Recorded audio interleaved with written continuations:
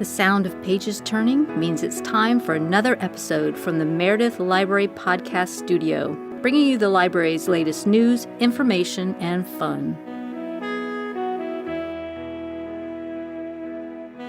Good afternoon, Matthew. Good afternoon, MaryBeth. Good afternoon, everyone, and welcome to episode 44 of Check It Out here at the Meredith Library Podcast Studio. Right, MaryBeth, can you believe it is that time of year already that we are going to talk about Christmas and holiday events? Well, one big event, I should say. Are you talking about the last-minute Christmas market, holiday craft, and vendor fair? How did you ever guess? You are so good. I love that. So that's coming up on Saturday, December 13th from 9 a.m. to 1:30. Yes, that's going to be very exciting. We have so much planned for that one day. We probably want to talk about the bake sale. Well, let's start with food. Absolutely. Teen Advisory Board will have a table set up. Very excited to be there with them. We will be selling baked goods by donation. Yes, and I know that was very successful when they did that during one of the book sales one time. There was a teen bake sale table, and it raised a ton of money, even though, as you said, it's by donation. Yes, whatever you feel like giving, we can appreciate every single bit of that. The teens have a lot of fun coming in on a Saturday, when they're not in school and they get to see their peers, and it's a great time. Yeah, and it gives them some good interaction, like customer service practice and interacting with adults too. Absolutely. They're very proud. It's a small group. They've been working on a new Teen Advisory Board logo, so maybe they'll unveil that day.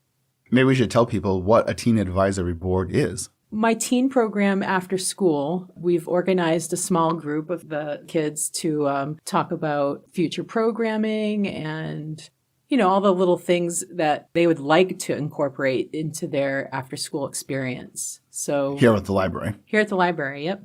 All right, that's really cool. All right, so that will be a lot of fun, and people can look forward to that. Now, do you think these goodies are so delectable that people will want to pass these off as their own homemade goodies for their Christmas parties? Yeah, of course. Why not? All right, we will look forward to that.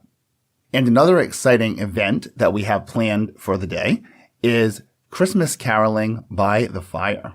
Oh, that sounds like so sweet. Yes. So, the front room, we have historic front rooms at the library. And one of them people always know to look for Christmas decorations. We put up a tree and the mantle. I love doing the mantle. You do a really great job. Thank you. Yeah, it's a lot of fun. And so we're going to use that room to have carolers set up by the fire. And then in the rest of the room, we will have standing room and chairs so people can just sit down and enjoy the music. And we may also have handbells, perhaps, and other instruments, but we're not sure. So at this point, as we're recording this, we're just inviting different choruses, choirs, and musicians, and we will see who comes to visit us that day. That's awesome. That'll be at 10:30? Yes, between 10:30 and 1 p.m. We will have a new group every half hour. Oh, great. Yeah, so I think that'll be really cool. And again, as we're recording this, we're still working on all the details of who's going to be there when, so we can't give that out. So I think you just have to come and spend a few hours here, and then you get to see all the different people that show up. I'm going to be here. Will you? I absolutely will be. I'll be very busy that day. For sure. We're also going to have a gift wrapping station. Yes, I think that's going to be awesome. So it is for gifts that will be purchased here at the event. So people cannot bring their outside stuff to it. But there are going to be so many awesome things they can buy here. There'd be no need to bring anything else, of course. You can do all your Christmas shopping here. Like a one-stop shop. Yes. Plus you walk out with everything wrapped, ready to go. Exactly. So that table will be staffed by friends of the library. And those ladies and gentlemen will be doing a great job wrapping. So what it reminds me of? Those old-fashioned department store Sure, yeah. Wrapping stations and Yep. that experience. You're supposed to go to Macy's in New York. Like you said, you walk out and you're all done. That's right. I might actually gravitate towards that station. I might have to leave the bake sale table with the kids because I really love wrapping gifts. Oh, so you may be doing double duty. I might. All right. I'll see if the friends need some help. All right. We'll look forward to that. All right. Great. What about the holiday story time? Karen will be doing a reading. You know that famous Christmas story, that children's book, The Polar Express? She will be reading that very lively, and no doubt she will have a group of kids and adults giving their rapt attention to that. Again, that's by the fire in the decorated room, so it's like that perfect setting. I was just going to ask you that. That's great. That sounds wonderful. We also will have a hot cocoa bar. Oh my God, do you remember that from last year? I do. We're bringing it all back. So last year, we had multiple flavors, hot chocolate, and no sugar added. So even people who are diabetic and they want to be able to take part in it, they can. We had whipped cream, of course, for toppings. And we had lots of different things. We had like rainbow sprinkles. We had chocolate sprinkles.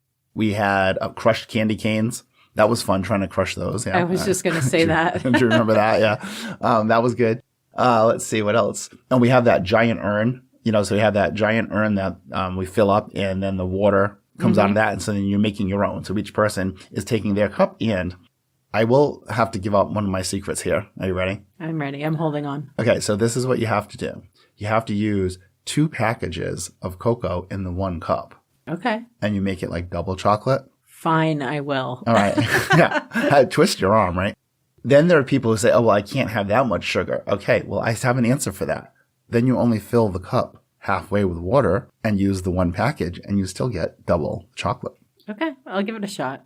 I'll follow your lead. Yeah. So that was a lot of fun. And I know people really enjoyed that last year. And you know what? We even had caramel and chocolate syrup to put over. Like when you get it like a fancy thing at Dunkin' Donuts or Starbucks or something, so you can make your own version of that. Yeah, I couldn't attend, but I think I had to swing into the library last year for that. You guys were just setting up, and I think you made me a caramel hot chocolate. I would totally do that for you. Yeah, I remember it. All right, and let's see. Oh, marshmallows. I almost forgot the marshmallows. Marshmallows. So anyway, that's a complete thing. And that will also be by donation as well. We really want to emphasize that too, that obviously when we talk about crafters who are here, they're selling their things, but you don't necessarily have to really spend money or a lot of money to come to this event too. So a lot of it is free, and there's no admission either. So sometimes at these craft shows you go to, they actually have admission. We will not be having that, obviously. All right, that sounds great.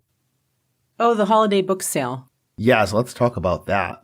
The Friends of the Library, who run our bookstore in the basement and run our triannual, I like that, triannual book sales, they are also going to be running a table at this event with holiday books in bundles. So think of how easy that is. You have a book lover on your list. You can come in and literally pick up a bundle already ready. That's perfect. That's brilliant, actually. And so all of that is also by donation? Yes, just like our regular book sales that we have here. They do have suggested prices. Like if you go into our bookstore in the basement, there are suggested prices for hardcovers or paperbacks, and you're welcome to follow that. Or people can also just donate whatever they feel they can afford for those books. That's great. I love all of this holiday cheer that we're organizing. We have those gorgeous library keepsake ornaments. Yes, we have brand new ones for 2025. We have 3 different styles this year. Do we have the one, is it an actual picture of the library? Yes. People may remember for 2024, it was a painting of the library by our local painter, Dr. Mark Bard. For 2025, we have some vintage photos of the library, and it's so cool because we have a black and white version and a colorized version of the same picture, and the picture has a horse and carriage on the street in front of the library. Oh, that's so cool. Yeah, so that's going to be great. There's also another ornament this year as well, and that one is made of porcelain. So the first 2 we're talking about were made of metal, like last year's. Okay, I was going to ask you that. Yeah, the first 2 are metal, and then we have one that's made of porcelain. And that one, I always say, it kind of has a Victorian look. I mean, you have to kind of see it, and people can look on the website, come and see them at the circulation desk, see them at this event, of course, and buy them. Those we are selling for $10 a piece. All 3 of them are $10 a piece. And all that money goes back to the Friends of the Library, which, like all the stuff we've been talking about today, all that money that's raised is used for programming here at the library.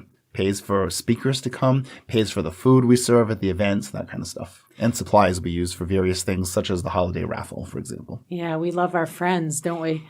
I was going to ask you, is there a limited amount of these ornaments that we're selling? Or is it specific to 100 pieces, or is it less than that? Interesting. That's a really good question. It's a limited edition in that those are the ones that we're making for the season. Okay. But we do have the ability to order more within the season, right?